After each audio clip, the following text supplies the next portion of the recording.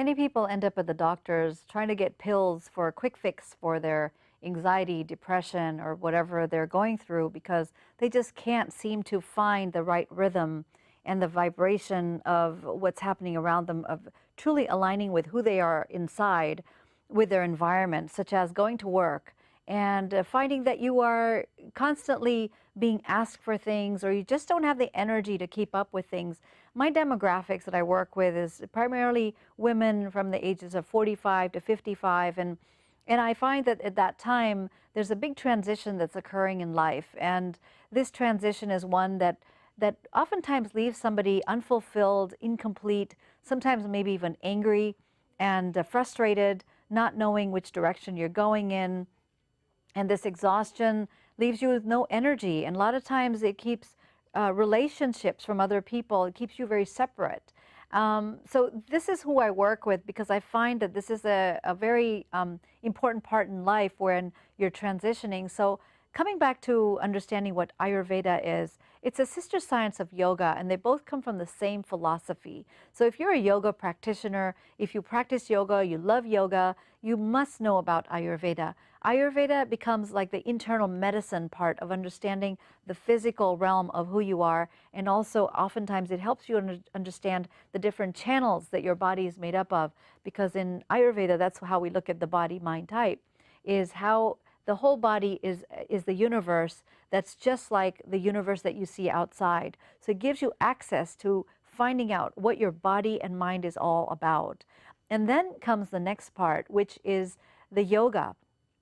And yoga is a sister science. They both come from the Samkhya philosophy, and it's a very ancient philosophy from India.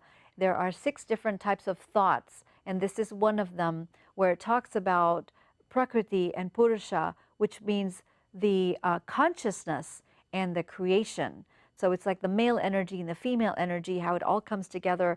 But this is where the understanding about yoga and Ayurveda all come together.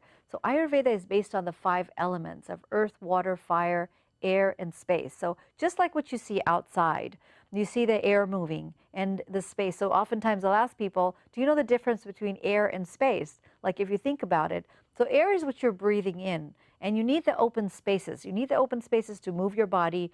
Just like the space exists in outer space, that same space is also in the open cavities like of your mouth, of your joints. So the space is needed to create anything. Also from an energetic standpoint, you need the space to create something new.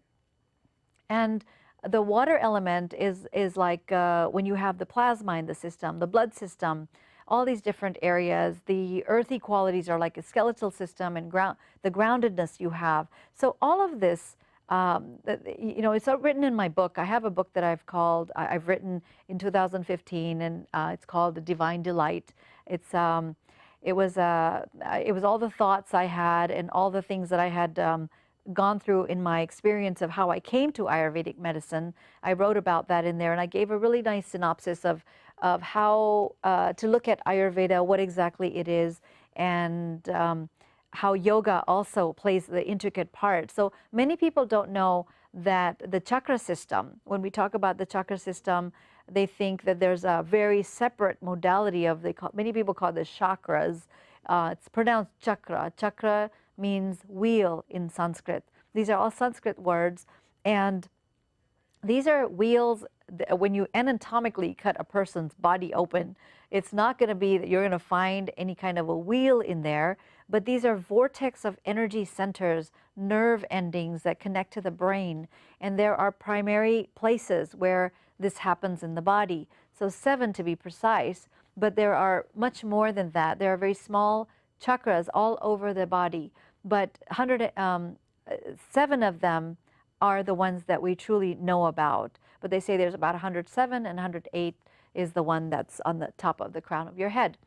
So with that said, the chakra system is all a derivative of the yoga system. So yoga is a way of experiencing your higher self. It's a place where you get to you see your physical body, and your physical body is like you're putting your hand out. You know you can only reach that much, but when you go into a higher consciousness, you know you're a limitless being. There's the unlimited potential within you, and you can really do anything. So your breathing gets better. Yoga in Sanskrit, the word yog means union. So it's a union of the breath, the body, and the mind, and also the emotions. Everything comes into play. That's when yoga begins. So the father of yoga, the person who actually put all this information together, his name was Patanjali. So you see the book that's called Patanjali Sutras. Sutras means thread. So it's like the understanding of these different forms of, it's like a thread. It's like these different verses that come out, which is like the first verse in the Patanjali Sutras is Yoga Anushasanam.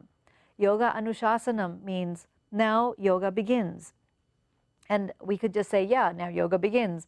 But really, it's a way of understanding what does that mean. So people would actually come together in a satsang. Satsang means, sat means truth, and sang means gathering. So gathering of truth seekers that would look at what does that mean. So that verse, now yoga has begun. Yoga can only begin when your breath, your body, your mind, everything is flowing. So when you go to a yoga class and the teacher says, now let's do this position, and it becomes more of a physical sport, that's not yoga. I mean, something you're doing along the lines of yoga, but it's the true yoga begins when everything is in sync. And now your mind, the second verse of the Patanjali Sutras is that yogas chitta vritti nirodha, which means when the thought waves in the mind cease to exist, that's when yoga begins.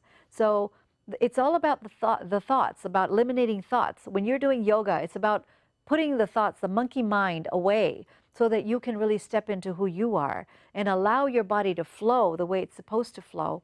And so Ayurveda and yoga, Ayurveda becomes the internal medicine part, yoga becomes the accessing your consciousness, your higher consciousness, and the chakra system is the energetic centers of the body. So it's kind of like part of the yoga system.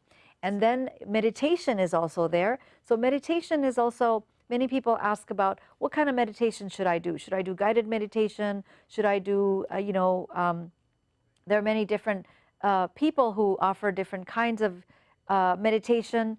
See, meditation is great. You can do any kinds of meditation, but the goal of it is that your mind is what you are trying to allow to have no thoughts, that there are no thoughts in the mind, so you can really experience who you are.